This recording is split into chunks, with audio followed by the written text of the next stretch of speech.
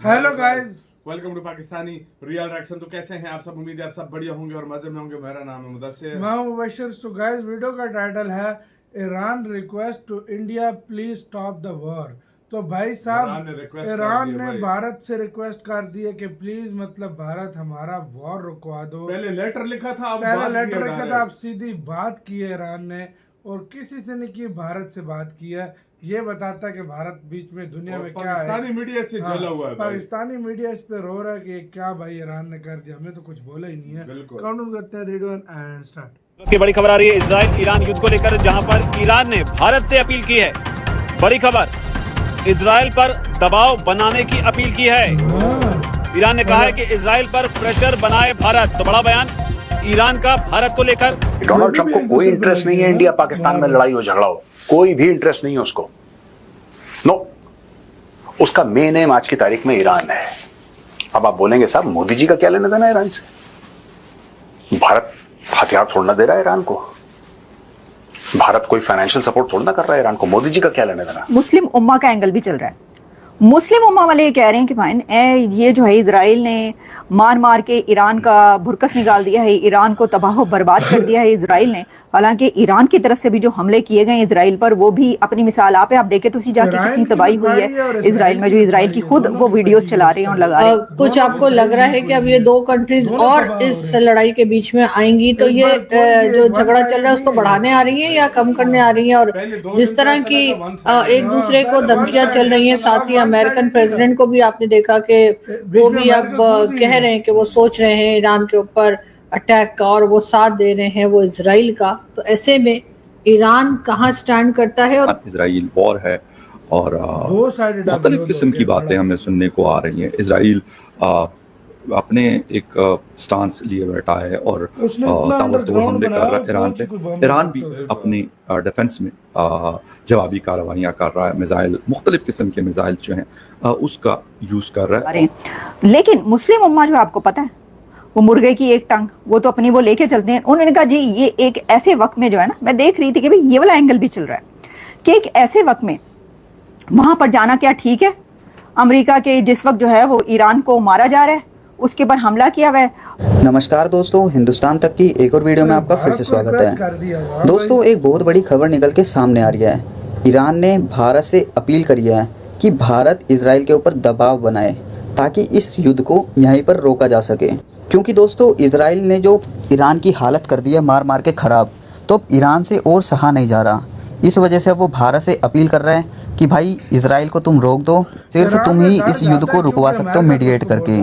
क्योंकि भारत जो है वो दुनिया में शांति का पैगाम फैलाता है। इस वजह से ईरान भारत से अपील कर रहा है कि इजराइल को रोक दो।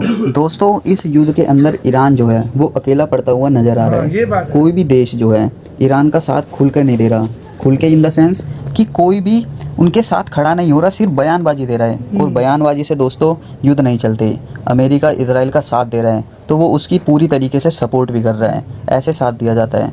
अमेरिका जो है वो इजराइल के साथ पूरी तरीके के साथ खड़ा है। तो अब कभी भी ईरान के ऊपर काफ़ी बड़ा हमला हो सकता है। 2 हफ्तों का समय दे दिया है डोनाल्ड ट्रंप ने। ईरान ने अब भारत से अपील की है। ईरान ने कहा है कि भारत जैसे बड़े और शांति के समर्थक जो देश हैं, जो वैश्विक दक्षिण की आवाज माने जाते हैं, उन्हें इजराइल की खुले तौर पर आलोचना करनी चाहिए। इसके अंदर ना एक मुस्लिम उम्मा का एंगल भी चल रहा है। मुस्लिम उम्मा वाले ये कह रहे हैं कि भाई ये जो है इजराइल ने मार मार के ईरान का भुरकस निकाल दिया है, ईरान को तबाह बर्बाद कर दिया है इजराइल ने।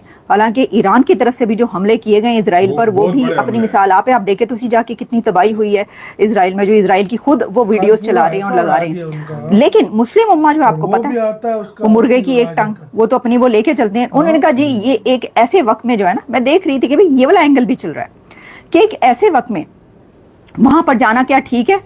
अमेरिका के जिस वक्त जो है वो ईरान को मारा जा रहा है, उसके ऊपर हमला किया हुआ है। और ये बात होती कि घर में बैठकर जो है उसको उसकी वो की जाती, मजम्मत की जाती, कंडेम किया जाता, ना कि जो है वो उठ के अमेरिका पहुंच गए। तो भाई देखिए, बात सुने कि बात ये है कि ये जो होते हैं ना कंट्रीज़ के मामलात, डिप्लोमेसी, ये इस तरह नहीं चलती घर बैठ के। और क्या ही बात है, आप तो ऐसे कह रहे हैं जैसे पाकिस्तान की हिस्ट्री बड़ी अलग है। मतलब जितने पहले आप देखें जो गुजरा है ने क्या क्या कुछ किया पहले उस पर नजर डाल लें। पाकिस्तान अमेरिका का बड़ा क्लोज अलाई रहा है।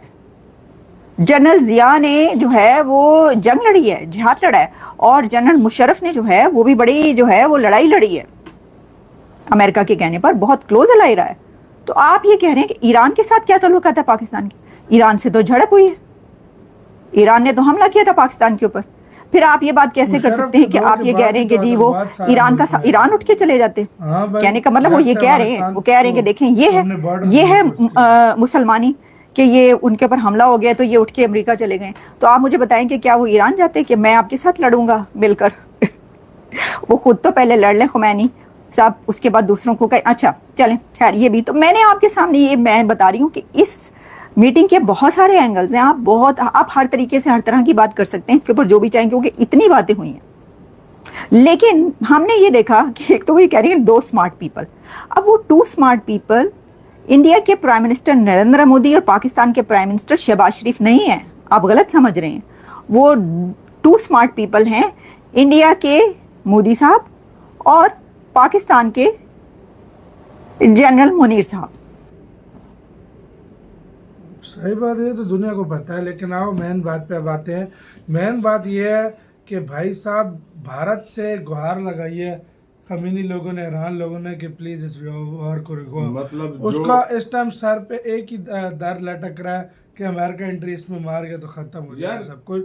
और अमेरिका जो है फिलहाल देखा जाए तो कुछ नहीं। अगर बात की जाए ईरान इजराइल की ना, ये एक दूसरे को निपट सकते हैं। मैं सीधी सी बात है। लेकिन जब इधर अगर आ गया अमेरिका या फ्रांस या ब्रिटेन, ये आ गए ना, वो नहीं आएंगे। मैं भी से बोल रहा हूँ, आएगा इसमें अमेरिका। जब अमेरिका आता है ना, वो अपने इत्तेहादियों को भी साथ लेकर आता है। ये तो भूल रहे हो। फ्रांस भी आएगा, ब्रिटेन भी आएगा, ये फिर सारे आएंगे। जब अमेरिका आया ये सारे आएंगे, ये कंफर्म है, 100% कंफर्म है। ये मैं तुम्हें पहले से इस बार नॉर्थ कोरिया भी कह रहे एंटर होने की कोशिश कर रहा है। कह रहे नॉर्थ कोरिया ने साउथ कोरिया पे मिसाइल मार दी उस दिन रात को। ये क्या हो रहा है दुनिया में यार? मतलब भारत को आप बोल रहे हैं मेरे मिसाइल पड़े जाया हो रहे, मैं भी बात इसमें इस टाइम अगर मीडिएटर का रोल कोई एक देश कर सकता है तो मुझे बताओ कौन है यार? सबसे अच्छे देखो, इसमें चाइना मीडिएटर नहीं बन सकता, उसकी इसराइल से नहीं बनती। अमेरिका नहीं बन सकता, उसकी ईरान से नहीं बनती। रूस नहीं बन सकता, उसकी इसराइल से नहीं बनती। इसमें मीडिएटर एक देश बन सकता है, वो है भारत। उस दिन भी तुम्हें बोला था सबसे ज्यादा भारत या दूसरे नंबर पे अगर देखा जाए ना तो यूएई है। और जो लोग समझ रहे हैं ना भाई कि ये वन साइडेड युद्ध है, ये बिल्कुल वन साइडेड, दोनों तरफ तबाही लग गई है इसराइल की भी, दोनों तरफ नो डाउट यार। जो सच है बोलना चाहिए, नुकसान दोनों तरफ बहुत हुआ है। ये वन साइडेड अगर इस बात होती ना इजराइल और ईरान की, तो ईरान और इजराइल सच बताऊं ये बहुत लंबा चलता और ऐसा लगता है एक मौके पर आकर इजराइल पीछे हट जाता है। उसकी मैं अगर उसको सपोर्ट ना होती अमेरिका, ईरान बहुत बड़ा है यार, क्योंकि वो उसके पास मिसाइल और ये वो नुकसान बहुत कर रहा है। लेकिन मदद कर रहे हैं अमेरिका, मुख्तलिफ देश और इजराइल की मदद कर रहे हैं, अब तक वो टिका हुआ है। अगर बात होती सिर्फ ईरान और इजराइल की और कोई और कंट्री हेल्प ना करता तो शायद अभी तक रुका होता। ईरान तो अभी भी रोकना चाहता है, इजराइल बिल्कुल। आपकी क्या कहना है? अपनी राय बताना, अपना बहुत ज्यादा ख्याल रखना।